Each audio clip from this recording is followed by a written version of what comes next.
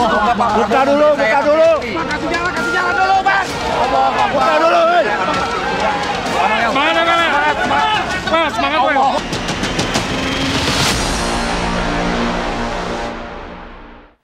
Kita lanjutkan perbincangan kami, Bang Margarito. Tadi sempat terpotong, tapi kami ingin mengetahui dengan adanya permintaan dari Noel ini untuk mendapatkan amnesti. Apakah sesungguhnya diperlukan peraturan yang lebih ketat lagi agar seseorang tidak serta-merta meminta kepada Presiden untuk diberikan amnesti? Padahal sesungguhnya itu adalah hak dari Presiden untuk memberikan seseorang amnesti.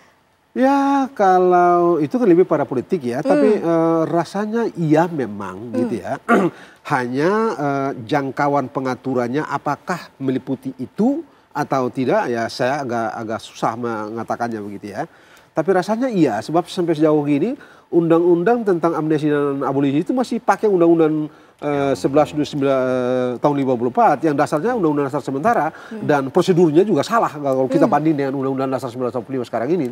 Jadi kalau di titik itu kita perlu satu undang-undang untuk mengatur bagaimana penggunaan kewenangan Presiden untuk amnesti dan abolisi saya rasa iya gitu ya. Tapi apakah jangkauan pengaturannya meliputi permintaan itu kapan orang bisa meminta, apa alasannya meminta, tidak pidana macam apa baru bisa minta misalnya. Saya rasa itu mungkin kita bagus juga untuk dibahas memang. Sebab kalau tidak kan sekarang ini terserah Presiden. Betul. Sekarang ini gitu ya. Ya sepenuhnya terserah Presiden. Meski sesungguhnya nanti juga akan dibahas lagi dengan DPR. Oh ya. Tapi memang kalau rasanya iya sih.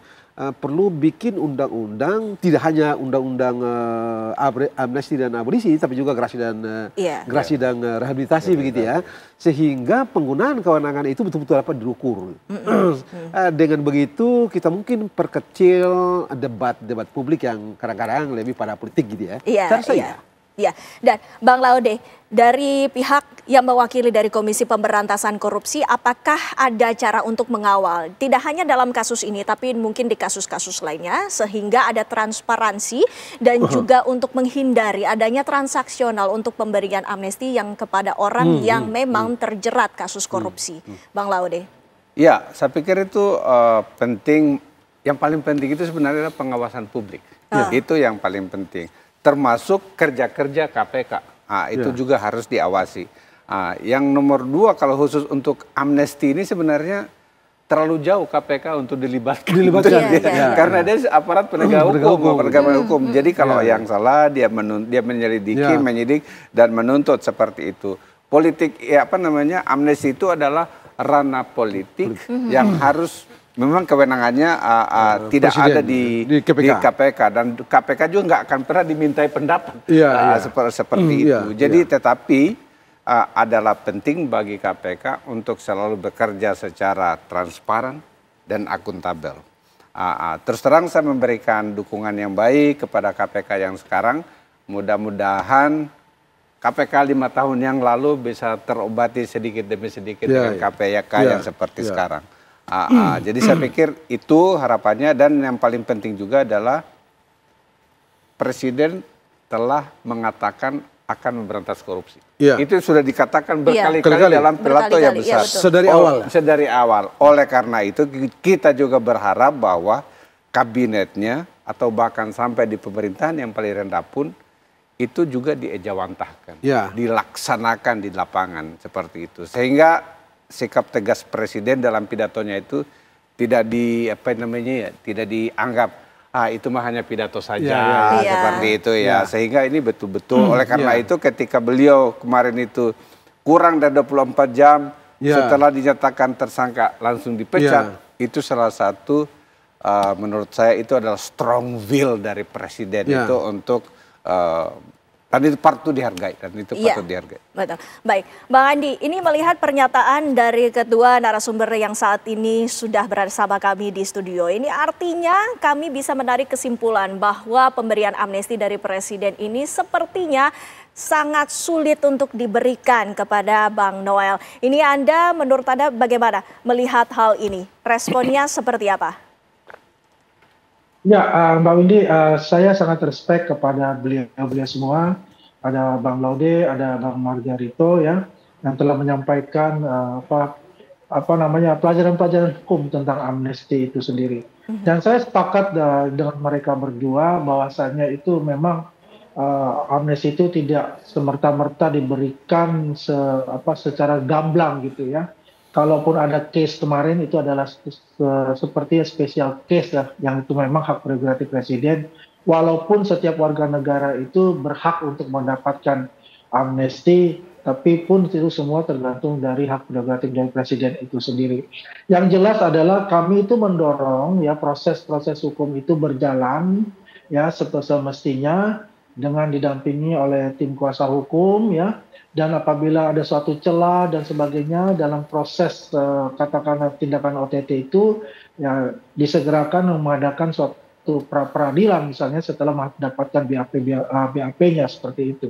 Baik. Jadi pada dasarnya kita apresiasi kepada KPK yang telah menjalankan tugasnya sebagai aparatur hukum negara, dan juga kita juga memberikan apresiasi yang sebesar-besarnya kepada Presiden Republik Indonesia yang memberikan contoh bahwa beliau tidak berjanji-janji saja, tidak dikatakan omon-omon kata orang, bahwa beliau langsung melaksanakan ya tugas beliau sebagai presiden untuk memberantas korupsi di Indonesia, walaupun itu adalah dari pembantu beliau langsung. Begitu Mbak Windy. Iya, itu adalah langkah tegas yang juga diambil oleh Presiden Republik Indonesia Prabowo Subianto. Bang Margarito, jika kami ingin mengetahui ini bagaimana Anda melihatnya dengan adanya amnesti ini, apakah ada langkah hukum lainnya yang kemungkinan bisa diambil oleh Noel jika tidak diberikan amnesti ini? Ya paling dia bermain di kerangka sistem peradilan pidana. Ya pra peradilan, cuma itu yang tersedia begitu ya. Lalu kalau nanti kita tidak tahu gitu ya, kalau nanti ini sampai di pengadilan, materialnya sampai di pengadilan ya eksepsi dan ya biasalah dalam kerangka yang disediakan, kerangka kerja hukum yang disediakan dalam sistem peradilan pidana, yaitu ya ada eksepsi macam-macam itu. Noel itu masih bisa pra peradilan. Kalau dia dinyatakan bersalah, dia masih bisa banding. Kalau misalnya dia tidak puas lagi, dia bisa lagi kasasi seperti Jadi itu. bermain di situ aja. Ya, seperti dia Bang Laude, apabila sudah diperiksa dari penyidikan ini, kan bisa jadi ada bukti-bukti ini kan juga bisa dibantah oleh pihak pengacara dari wakil dari Noel ini. Apakah itu kemungkinan terjadi bahwa memang meskipun sudah menjadi tersangka belum tentu divonis bersalah? Oh iya, itu adalah hak dia untuk mendapatkan pendampingan hukum, hak dia untuk membela diri. Makanya tadi tuh saya bilang, ini kok belum dia sudah mengakui. Nah, ini makanya ya kalau di KPK ini penyidik KPK dan jaksa-jaksa KPK ini pasti senang ini dilihat. Nah, ini sudah buang handuk ini. Dari pertama sudah minta amnesti dia. Padahal kalau menurut sistem kan selalu ada kemungkinan untuk misalnya kemungkinan penghentian penyidikan. Nah, selalu ada kemungkinan, tapi ya tadi dia bilang SP3 gitu loh. Tapi tadi katanya bilang ya orang sudah ngaku gimana coba. Secara tidak langsung ya. Terus jadi agak dia mempersempit jalannya sendiri. Iya. Itu jalan Tuhan itu. Mungkin juga jalan Tuhan. Sama juga dengan Pak Presiden sudah mempersempit jalannya juga untuk sampai ke amnesti. Karena 4 jam selisihnya dia berhentikan. Begitu ya. Terus menggelegara itu berantas korupsi, bereskan pemerintahan, jangan ada inefisiensi macam-macam begitu. Terus ini orang sedang Anda sudah ditetapkan tersangka, 4 jam kemudian Anda berhentikan dia, terus nggak lama setelah itu Anda Pak Presiden keluarkan amnesti, nothing.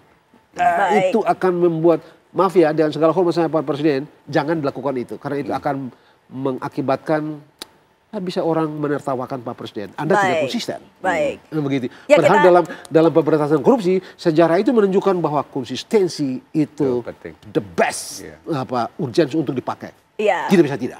Kita juga akan terus memantau ya Bapak-bapak bagaimana kasus ini akan terus berlanjut ya dalam pemeriksaan Komisi Pemberantasan Korupsi. Terima kasih Bapak-bapak sudah hadir bersama kami di Apa Kabar Indonesia Malam bersama kami.